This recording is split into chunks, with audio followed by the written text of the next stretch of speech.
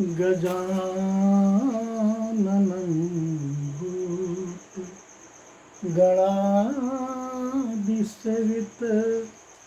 कपितजम्बुफलचारु भक्षणम् उमासुतं शोकविनाशकारकं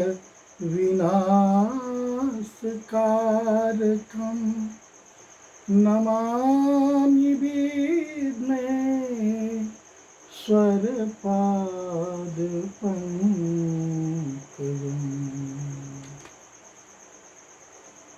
पितुपद गहि कोटि नति विनय करब कर जोरी, चिंता कवन हूँ बात के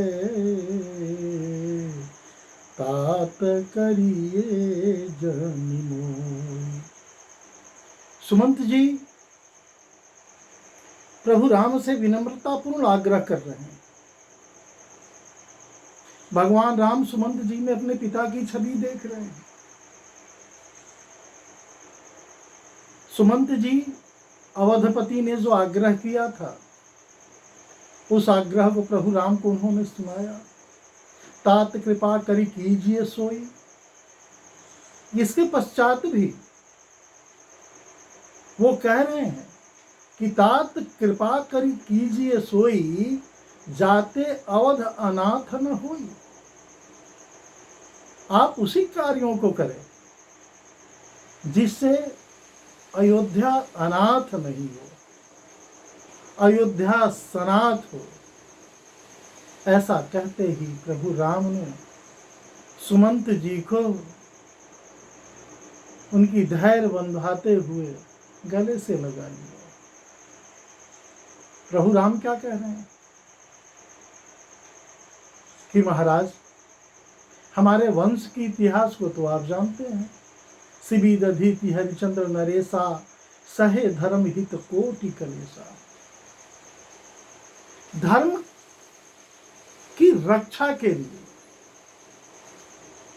क्या इन सबों से भी कोई अत्यधिक कष्ट सहा है? आज सुख के लिए धर्म का साधन हम बना लिए हैं। चाहे भौतिक सुख हो, विभिन्न क्षेत्रों की बातें मैं कर रहा हूं। इससे वंचित राजनीति भी नहीं है। और यहां राम क्या कह रहे हैं? हम राम का नाम भी लेते हैं, राम की शपथ भी खाते हैं, जय श्री राम जय श्री सीताराम भी बोलते हैं।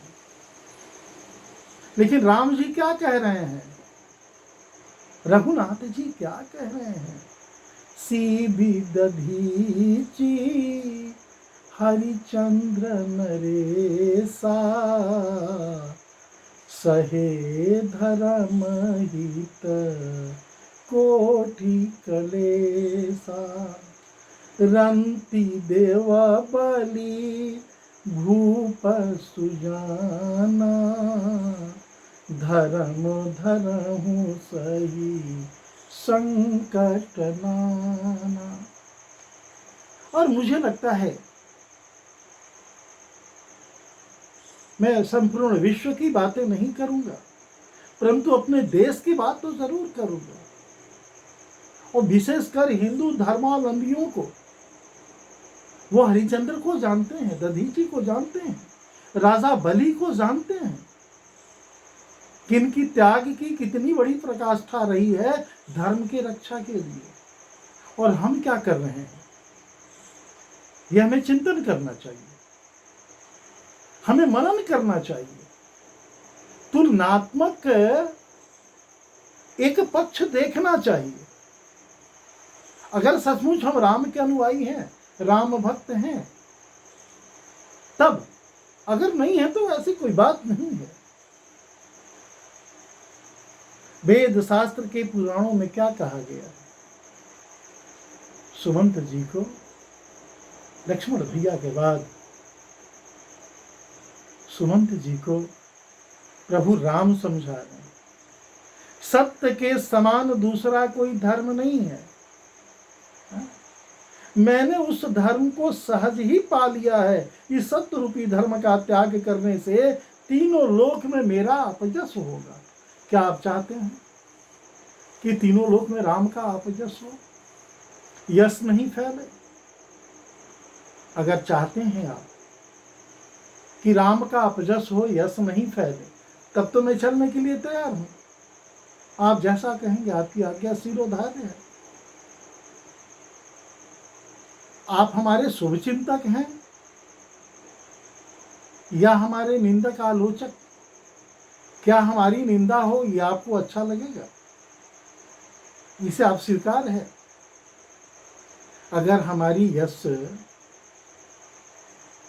समाज में स्थापित रहे, आप ये चाहते हैं या मैं निंदा का पात्र बन जाऊं कि राम ने अपनी मां की बातों को नहीं माना, उनकी आज्ञाओं का प्रतिकार उसने किया, पिता की आज्ञा का उसने उल्लंघन किया? ये कैसा पुत्र है? क्या समाज में यही चाहते हैं? यही लोग मुझे कहें? अब आप देखें, अयोध्या के प्रभु राम, राजा दशरथ के पुत्र, वह पिता की आज्ञा और धर्म के निर्वहन के लिए कैसी शपथ ले रहे हैं, कैसी कठोर, कैसी तपस्या कर रहे हैं। और हम आज अपने रघुनाथ, हमारे घर में है रघुनाथ, हम अपने बच्चों को देखें। ऐसा सभी बच्चे नहीं है, लेकिन संख्या आज सबसे अधिक किसकी है? आप कल्पना करें और देखें, ओल्ड हाउस की जरूरत क्यों पड़ी? वृद्धों का सम्मान अगर घर में नहीं है, इज्जत नहीं है, 2 जून की उन्हें रोटी नहीं मिल रही है, तब तो वृद्धाश्रम का निर्माण हुआ या वृद्धाश्रम में लोग जा रहे हैं। क्या यही राम का आदर्श है? एक वह राम थे कि पिता के कहने पे महल छोड़कर, अभी कुछ ही दिन हुए हैं विवाह हुए, और पति पत्नी दोनों अरण्य जंगल में आ गए हैं, जंगल की खाक छान रहे हैं, पेड़ पौधों के नीचे सरोवर और झरनों की पानी पी रहे हैं, कंदमूल फल से अपना जीवन व्यतीत कर रहे हैं, वलकल वस्त्र पहन रहे हैं। यही नहीं, उन्होंने बालों में कंघी करना छोड़ दिया। अपने भक्तों से कहे उन्होंने, क्या बर का दूध लो, और बर के दूध से उन्होंने जटा बनाई। आज हम विभिन्न तरह के बालों को काट रहे हैं। शरीर स्वस्थ हो या ना हो, विभिन्न तरीकों से बाल हमारा कटना चाहिए। हमारे सौंदर्य का यही एक आधार रह गया है। ठीक है, होना चाहिए। दुनिया बदल रही है, आप भी बदलो। लेकिन दुनिया में क्या, हवा बदल गई, जल बदल गया, पानी बदल गया, आकाश बदल गया, वायु बदल गया, ये बदले हैं क्या? कपड़े बदल करके तुम कह रहे हो कि हम आधुनिक हो गए। 21वीं सदी में जा रहे हैं, हम विज्ञान प्रेरक हो गए हैं। क्या त्रेता युग में विज्ञान नहीं था?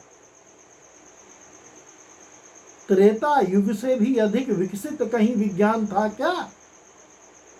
एक घास का टुकड़ा, एक तृण उठाकर अनुसंधान किया जा रहा है और जयंत पे छोड़ा जा रहा है। तीनों लोक में उसे कोई बचाने वाला नहीं मिला।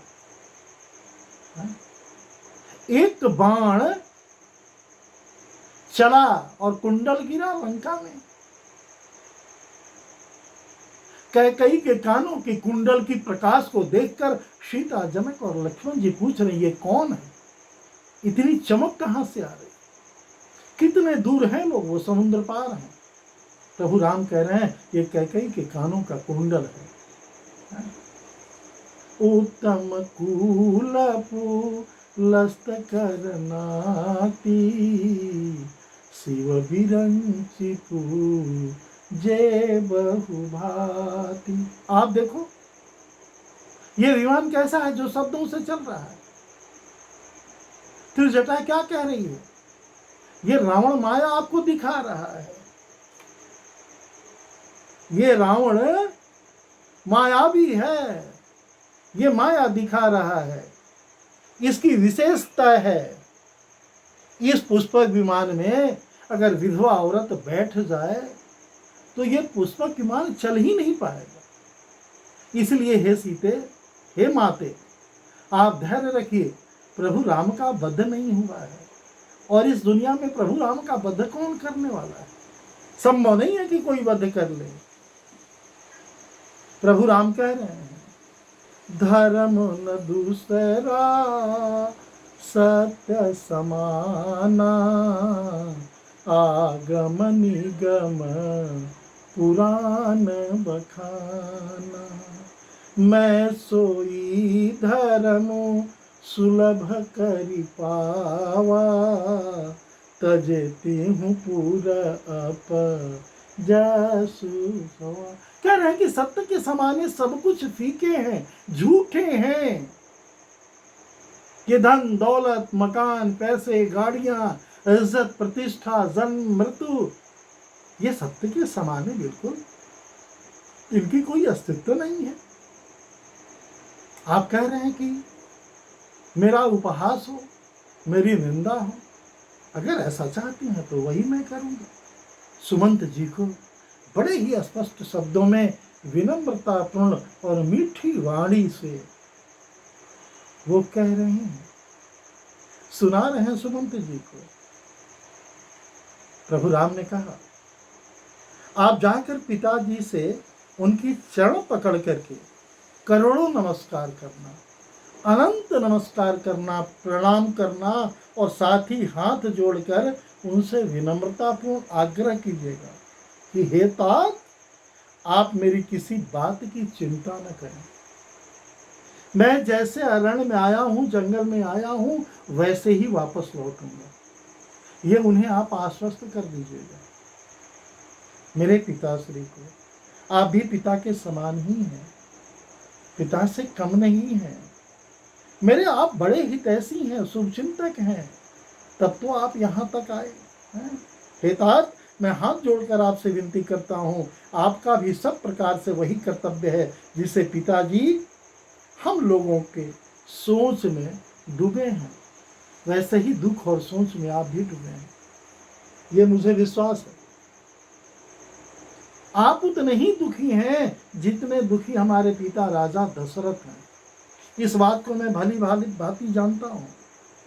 सुनी रघुनाथ सचिव संवादु, भयहु सपरिजन बिकल निषादु। पुनि कछु लखन कहीं कटुबानी, प्रभु बरजे बड़ अनुचित जानी। जहां जहां लक्ष्मण जी से गलतियां हुई हैं, वहां एक बड़े भाई की तरह। आज ऐसा नहीं है। बड़े भाई का अपमान कहीं कहीं घरों में तो ऐसे हो रहे हैं जो स्वप्न में देखने में भी डर लगता है। लक्ष्मण जी लघु भ्राता हैं,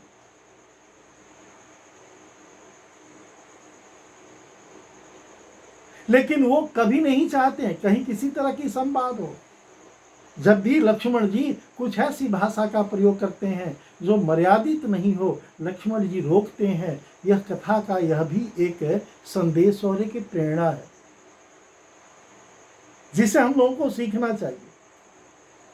खासकर उन छोटे भाइयों को अवश्य सीखना चाहिए जो बड़े भाई का अपमान करते हैं, बड़े भाभी का अपमान करते हैं, बड़े बुजुर्गों का अपमान करते हैं। सुनी रघुनाथ सचिव संवादु, भयहु सपरिजन विकल निषादु। पुनि कछु लखन कहीं कटुबानी, प्रभु बरजे बड़ अनुचित जानी। भगवान राम ने उन्हें रोका, उन्हें डांटा, क्योंकि अनुचित बात नहीं है। बरजे शब्द का प्रयोग गोस्वामी जी ने किया है। प्रभु बरजे बड़ अनुचित जानी। लक्ष्मण की वाणी को उन्होंने उचित नहीं समझा, इसलिए उन्हें बरजा, उन्हें डांटा। रघुनाथ जी और सुमंत जी यह देखकर, संवाद सुनकर निषाद राज कुटुंबियों सहित व्याकुल हो गए, दुखी हो गए। फिर लक्ष्मण जी ने कुछ कड़वी बातें कही जो श्री रामचंद्र जी को अच्छा नहीं लगा, अनुचित लगा। इसलिए उन्होंने लक्ष्मण जी को डांटा और बोला, ऐसी बातें मत करो। श्री रामचंद्र जी सकुचाकर अपने सौगंध दिला करके सुमंत्र जी से कहा कि मेरी आप कसम खाएं, यहाँ के दुखों का वर्णन नहीं करेंगे। राम सीता लक्ष्मण किस अवस्था में हैं ये आप उन्हें नहीं बताएंगे, ये संकल्प लीजिए। ये विनम्रतापूर्ण आग्रह मैं आपसे कर रहा हूं। और आप जाकर लक्ष्मण का वह संदेश न कहिएगा जो लक्ष्मण जी ने अभी बोला, भूल कर आप मत कीजिएगा। लक्ष्मण छोटा भाई है, बड़ा प्यारा है। सुमंत जी को फिर राजा का संदेश कहा कि सीता बन के कलेश न सह सकेगी। इस तरह की बातों को भी आप चर्चा न करेंगे। जिस तरह सीता अयोध्या लौट आवे, तुमको रामचंद्र जी वही उपाय करना चाहिए, नहीं तो बिल्कुल ही बिना सहारा होकर वैसे जाऊंगा, बहुत दुख होगा। जीऊंगा जैसे बिना जल के बिना मछली नहीं जी पाती। स्थिति हमारी अनुकूल नहीं है। कृपा पुनः मैं आग्रह कर रहा हूं कि आप वापस लौट जाइए। जय ही विधि अवध आव फिर सिया, सोई रघुबर ही तुम्हि करनिया। न तरु निपट अवलंब विहीना, मैं न जियब जिमी जल बिना। कोई लौट आए या नहीं लौट आए, वैदेही सीता जानकी को अवश्य लौट आकर लाना, नहीं तो जैसे तड़प कर मछली मर जाती है जल के बिना, वही स्थिति हमारी हो जाएगी। मई के ससुर सकल सुख, जब ही जहाँ मनुमान, तब तहाँ रही सुखे नसिया, जब लगी विपत बिहान। उनसे कह देना सीता जहाँ रहना चाहिए।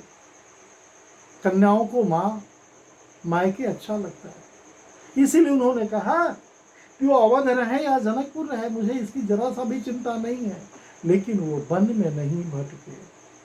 वो कोमल है, सुकोमल है। सीता के मायके, पिता घर, ससुराल सब कुछ है। नैहर भी सब कुछ है, ससुराल भी सब कुछ है। जब तक यह विपत्ति दूर नहीं होती है, तब तक जहां जो चाहे वहां सुख से रहे। मैं बाध्य नहीं करूंगा। बिनती भूप कीन जय भांति,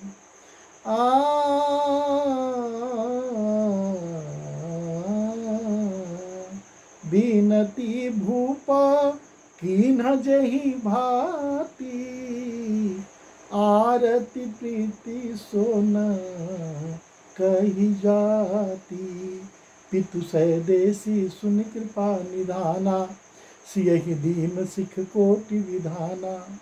राजा ने जिस तरह, जिस दीनता, विनम्रता और जिस प्रेम से सुमंत को कहा था, सुमंत जी ने ठीक उसी तरह सांगोपांग प्रभु राम को सुना दिया। दीनता और प्रेम कहाँ नहीं जा सकता है।